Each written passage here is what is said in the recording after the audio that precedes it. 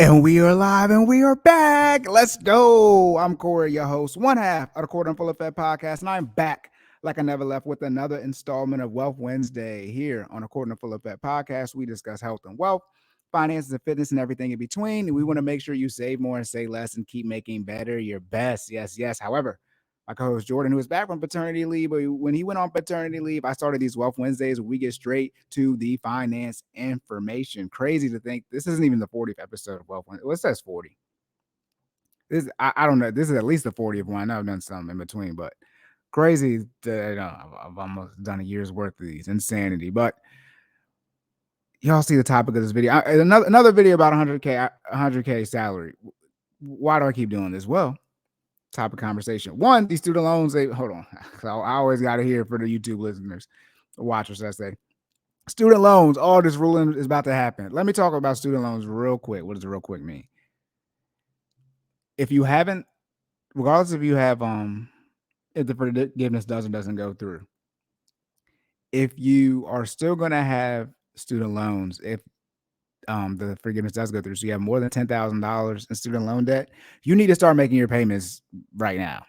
May's almost over, so technically June. But in June, if you do not make a student loan payment, then you're just setting yourself up. Now, obviously, you can, there's still going to be a ability to do deferment, things like that. But if you're in a situation where you're just, you're going to start making the minimum payment again once it starts back up, just start doing it now. Just start preparing your budget to do it now.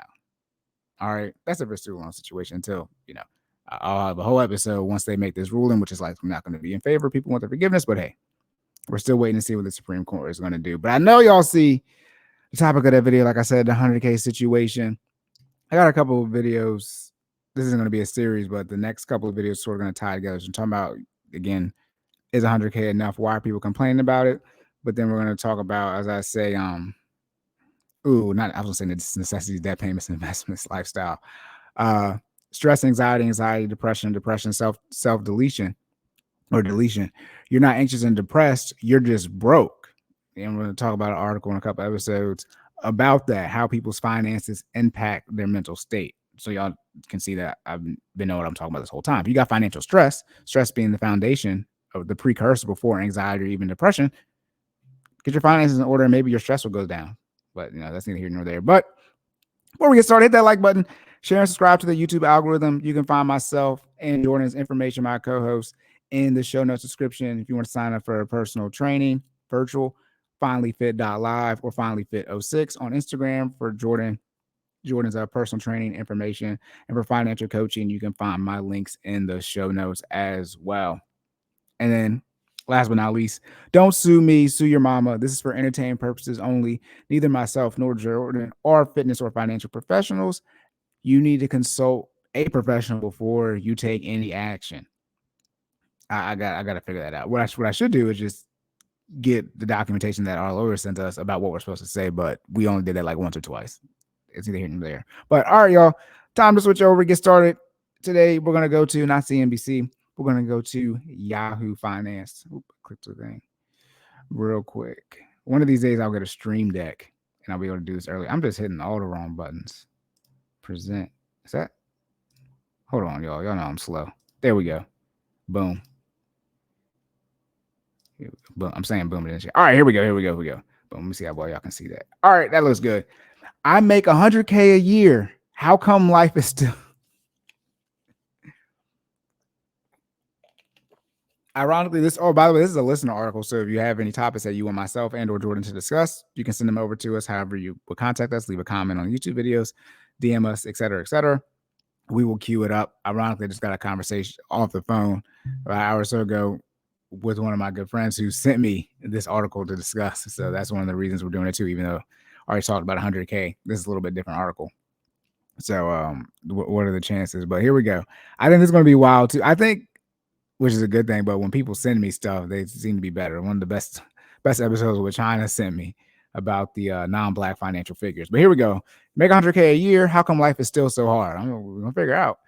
A six-figure salary may not be enough for the American dream anymore. Not true. This is where we need to provide clarity. I haven't even got started yet. Here we go. In my eye, I mean the article. A six-figure salary is enough, but the issue is when people say six figures, they mean $100,000, right? Six figures is anywhere from $100,000 to 999,999.99. Okay, so 1 penny less than a million. That's the whole range for six figures. Okay, so six figures is enough. People traditionally, when they say six figures, they mean, I earn six figures. They mean $100,000. Usually less than 150. Most people aren't talking about I make six figures and they earn multiple six figures, so 200K plus. It's not enough for the American dream, but here are three. Okay, this is three simple ways to make it work regardless. Here we go. This is I always have issues sometimes with the audio, but this is a video here that actually talks about people who are what the average amount of salary people are asking for. 72,000 without a degree, and I think, or 73 roughly, and then 92,000 for people with degrees. That's how much they're asking for. All right, here we go. And this article is by Amy Leggett Wolf. All right, here we go. I'm still playing the video. I'm like, what is this? Exit that out. All right, here we go. On paper, it looks like you've made it. You hit that six-figure dream, right? And that's probably saying $100,000, like I said. But these days, it may not be enough. No, it's not enough. We already talked about. Let me pull up the inflation calculator. We already talked about how the number was anywhere from $60,000 to $75,000. That once you make over that amount, you really don't have any improvement, quote unquote, from a life standpoint. And that was years ago when I did the inflation calculator to adjust for it, ended up being $100,000 in today's time, which is crazy. Let me do this again. We share this tab. I can see that. All right. So calculated, as you can see, 2023, right? $1 in 2023 is $1 now. But now what we're going to do is, how was I coming over here? $100,000. I think it was the 90s. Let's just do 1990 when they were talking about $100,000. I didn't been the 80s. Let's just do the 90s. Probably gonna be at least 150. What do I know? Look how much inflation has been since 1990. 232,000 is where you need to be at. Okay. And by the way, this is the whole average. So if you take Maryland's median household income is going to be around 90K. Maryland's 91,000. 91. So we take $91,000 and put it in here.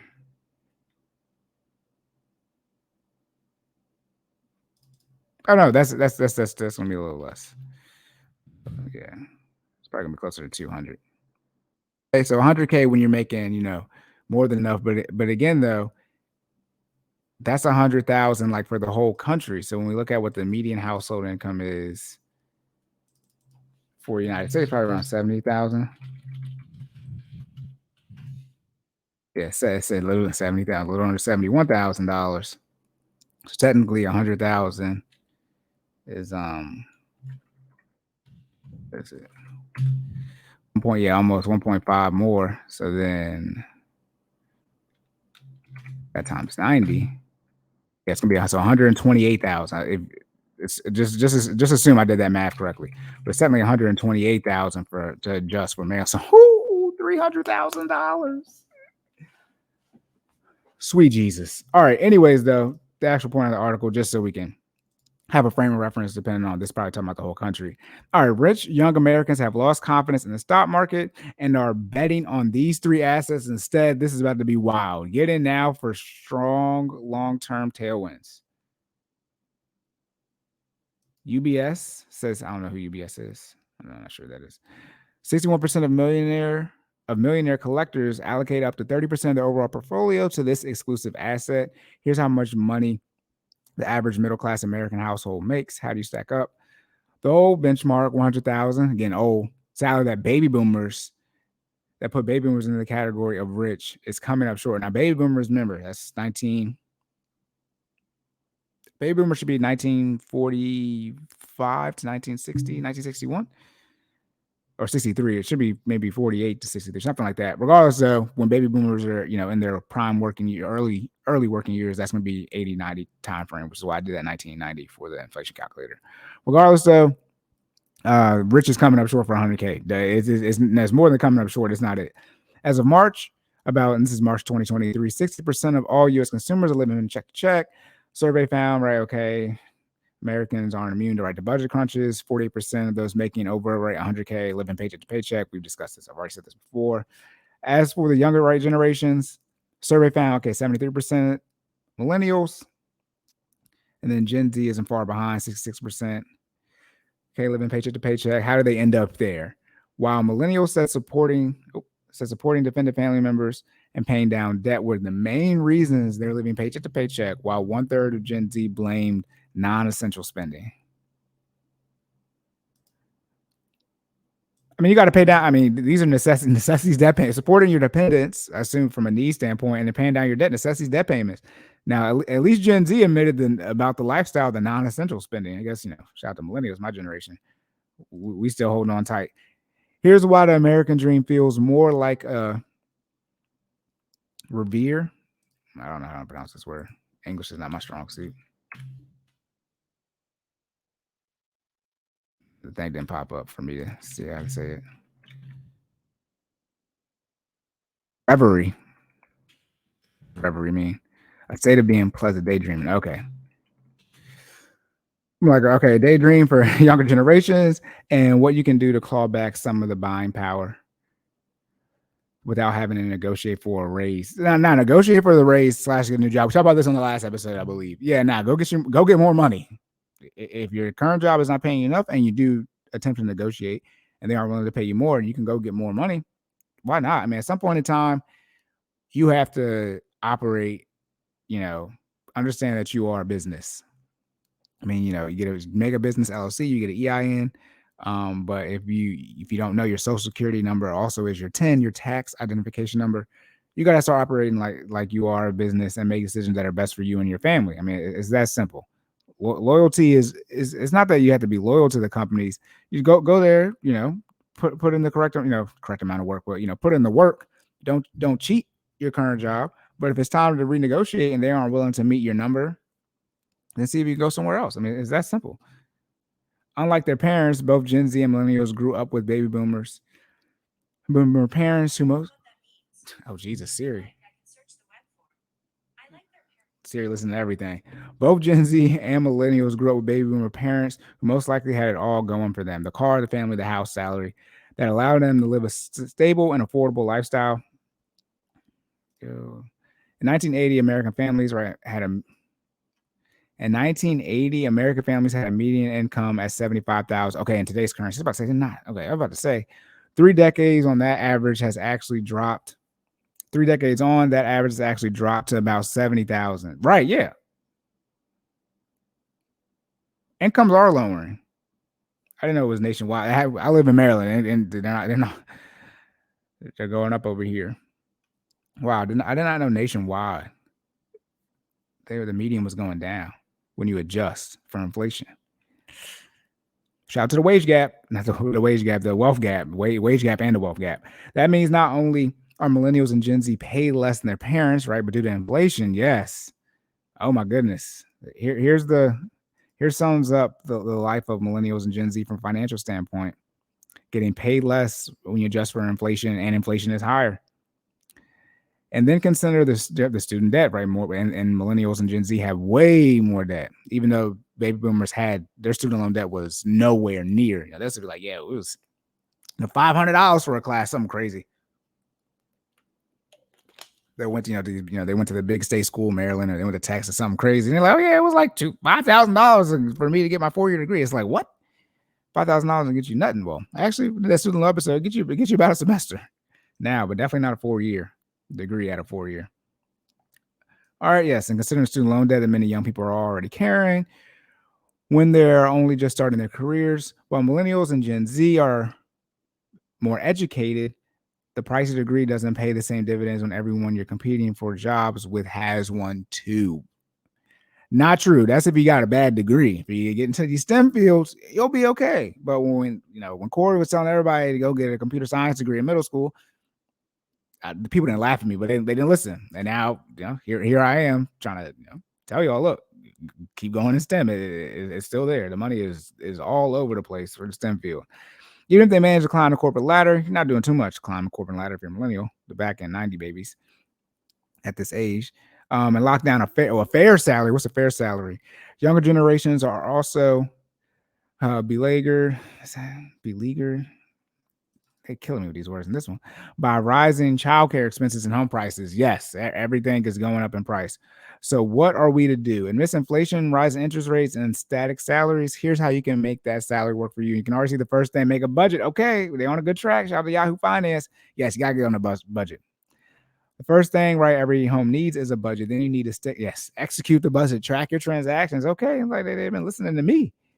Maybe you count yourself among the 85% of savvy spenders who told Debt.com they use a budget. Question is not whether or not you use a budget, how well do you stick to your budget? That's what they should ask. But with rising costs, if you haven't updated it lately, it's like your budget needs an overhaul. True, yes, you should.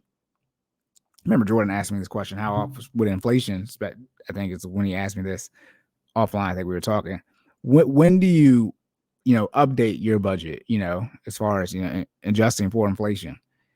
Well, if you keep, depends on when you go grocery shopping, let's say, right? But if you go grocery shopping, let's say, twice, every 2 weeks, right? In the last 3 months, you haven't been spending, let's just say $500 a month. You've been spending like $750 a month. You need to go ahead and change it, right? So if you're, for your necessities that you're spending, every month on, if you continue over the last, let's say, season or quarter, and not something like where, you spend more money on electricity during the summer months type of thing due to running the AC longer, but you're seeing an increase in prices on things like gas or like food, some of these inflation markers in your budget, you need to go ahead and change it. But again, what I recommend is obviously not only being on a budget, but over budgeting for these things. That's what I talk about, financial coaching information in the description. But I talk about how we over budget for things. Let's say we plan on spending $500 when we spend $400, and we learn how to make our budget more liquid, where we put more restrictions on ourselves by over budgeting. But we say, hey, we got $100 left over for this example out of this 500 because we only spent $400. Now we're going to use that $100 and put it somewhere else in our budget. But every month we're still planning on spending these $500 for the grocery bill. However, when it's time to up it up some to, let's just say $750 in this case, you're taking a $250 hit. Is more extreme than you would if you're doing $400, taking a $350 hit.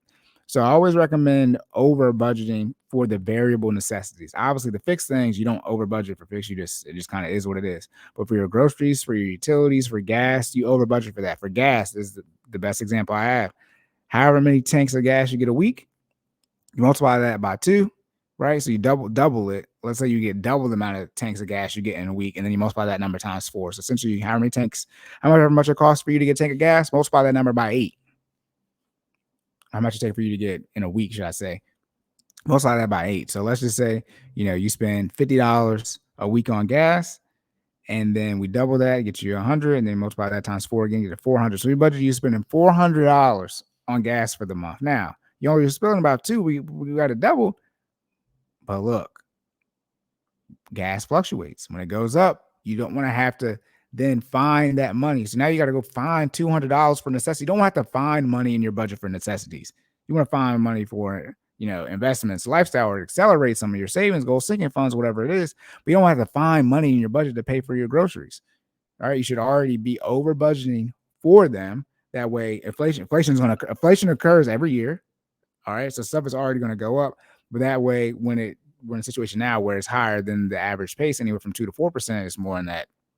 I know what inflation is now, but it's closer to 10%, what it was last year, 2022. You don't have to take as big of a hit then as well. That's what the part people miss. Then hopefully, right, you're getting raises every year. That's one of the first things you look at is obviously look at bumping up your investments, 401k, things like that. But also, hey, do we need to put some more money into our necessities because inflation is inflation? All right. That's the type of stuff I gave you all in a quick little session. All right. That's from my clients. But, that's the stuff that you need to look at, and why, not that I'm so hard, why you can't go out eating things like that. But these are the things you have to prepare for. Because if you don't have enough money, if you don't have the money, then you go and put it on your credit card, right? You end up going into debt for it. I mean, it's that simple. All right. Start off by tallying your essential monthly expenses. like your mortgage or your rent, okay, do it by your necessities. I'm slowing down. Look, it's almost 9 o'clock, y'all. PM. Yes, do your necessities, debt payments, investments, lifestyle, right? Compare what you have left over, right? Income minus alcohol equals leftover. Okay. So this many times, right? If you need to trim some things, cut things back, trim some fat. The irony, yeah, stop going out to eat. All right, break up your expenses in the right two categories, or excuse me, must have like coffee.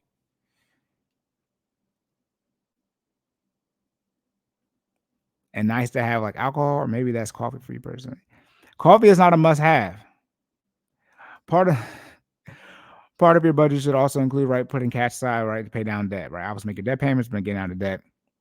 Yeah, aggressively pay off your debt. Paying interest, right, on credit cards or student loans. Prepare for those student loans. That's cash being thrown away. Okay, as soon as you pay it down, right? Okay, yeah, saving money on interest. One thing about paying down debt that has interest charged on it, because talk about student loans, but you are getting that return. So if you're getting, say, the loan has 10% interest, you are making a 10% return by paying it down. That's just how that works. All right, learn to save on fun. So decrease your investment. I mean, just don't decrease your investments. Decrease your lifestyle. A little bit of research also goes a long way when it comes to saving on purchases. It doesn't have to be a pain. There are so many apps out there that can help you save money by browsing around for deals. Think renting a home instead of a hotel room. Nah, I mean, Airbnb is crazy. Fair use. No copy, no. That's not sponsorship. No knock on Airbnb, but Airbnb prices can be out crazy compared to a hotel. Or maybe a cheap right airline. All right, shout out to Spirit. I flew Spirit. I did not have a bad experience. I've only flown it once though. Or maybe a cheaper airline ticket. And these days there are sites, right, can help you get discounts. Yeah, look for discount. I mean, don't be afraid to use discounts or coupons. Stop listening to all this dating stuff you see where it's like, what would you do if you went on a date with a man and used a coupon? I'm using coupons and gift cards. I had a gift card, we got one from the as a wedding gift. And I was like, I'm about to I was like, I don't need to throw this away, clean out my card. And I was like, wait, let me call and see how much money. I was like, there was $10 left on this gift card. I use that $10. What I use it for? We went to Target to get some toiletries. I use that $10. You're tripping. Y'all better make use it as much as you can at discounts. All right, take the time to shop around right before making big purchases. Yep. Use your credit card wisely. All right, here we go. Disagreement. I mean, yes, if you're going to use your credit card, use it wisely.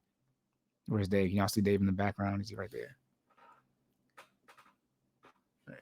Dave wouldn't like if I said that. But if you're looking for a quick way, right, to get something back from the purchase you need to make, you might want to consider, okay, getting a new credit card, so my cash back. Okay, cool. You can usually find, right, so you have special offers when you get a new card. Yes, they'll do something where they give you more like $300 if you spend a $3,000, something like that within the first month or 90 days, some type of deal for that. All right, every time you swipe your card, yeah, okay, that's about accumulating points. And just remember paying off your credit card, right? So pay it, and this is where things get contradicted. They started to get contradict themselves. They're talking about paying down your debt, but then they're saying, well, then get a credit card. And it's like, first you gotta have the debt paid off before you get a new credit card. Come on now. And then, okay, what to read next? All right, that's it. Again, title of this video, and this is by Amy again, Legate probably, Wolf. I make 100K a year. How come life is still so hard? A six-figure salary may not be enough for the American dream anymore, but here are 3 simple ways to make it work regardless. And again, get on a budget. Learn to save on fun. There we go. And use your credit card wisely. Yes. Do 2 of these things. I mean, if you have a credit card and you're going to use it, you should use it wisely. But a lot of you probably can't use credit well, so you just need to pay off your credit card and cancel it. I mean, that's usually most people's issue. And that's a conversation we don't want to have. We want to talk about people. Let me stop sharing the screen. We want to talk about people. Yeah, you need credit. Things like, people say you need credit. Okay, all right, you need credit. But what about the people who can't use it? Most people don't have the discipline for that. Or they don't want to put in the time to build the skills where they have the discipline to use credit cards the right way, quote unquote. That's a conversation we usually don't want to have. A lot of people should not be using credit cards. And by a lot, I mean most people. They just don't know how to use it properly. But all right, y'all, that's it. Locked and loaded. Again, $100,000 is not enough. Rest in peace, Kevin Samuels. But this is where I got that from. Got this from. I did the research, and he said you need $300,000. For a dollar-to-dollar ratio, where a dollar get you $1 worth of stuff for those parts of the country. And I was like, $300,000, what? Then I started doing the math and like started running the numbers. I was like, yeah. So if you want to know how much you need to make, for those of you know, well, if 100K is not enough, what do I need to make, Corey? Wherever you want to live at, I've already said this before, wherever you want to live at, take the average or the median, but whichever you want to do, take the average of those homes, and then that's how much you need to make gross. So in Maryland, you're probably going to need to make close to $400,000 to $500,000 to truly do the things that you want to do, where you don't have to make cuts in your budget or make sacrifices, however you want to phrase it. But you want to have, the house you want. You want to drive the car that you want to drive, and your spouse, right? Do the things you want to do for your kids. All these things. Fully fund college. Before you do that, though, fully fund, properly fund. Should I say not fully fund, but properly fund your retirement.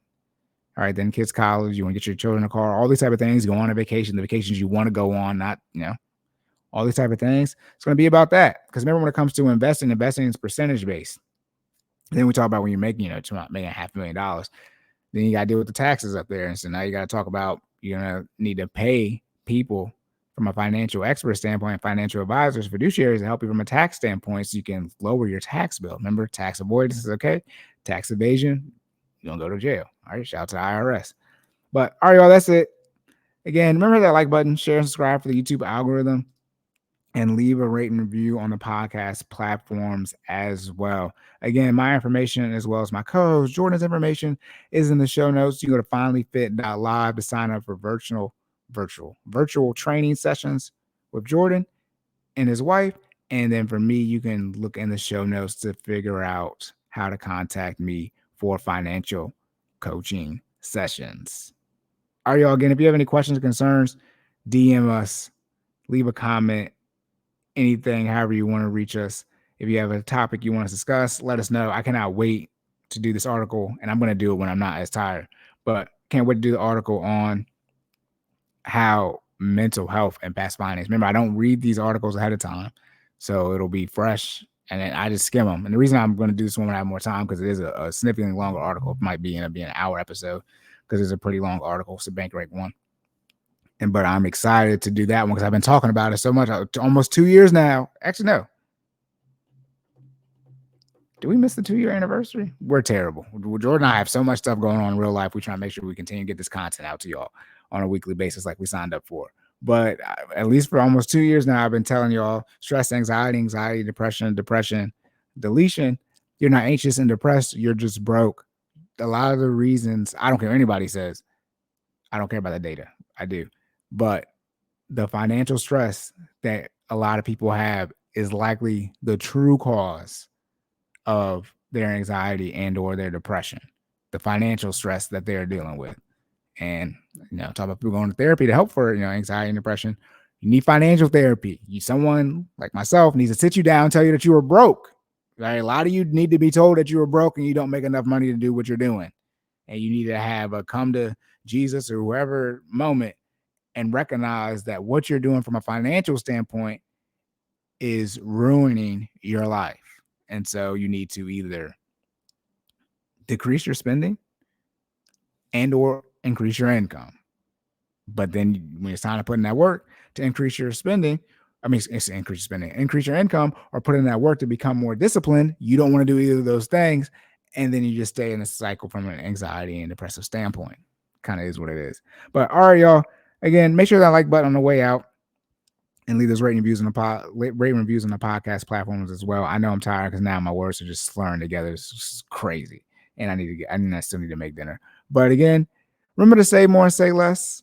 Keep making better your best. And I'll catch y'all in the next one.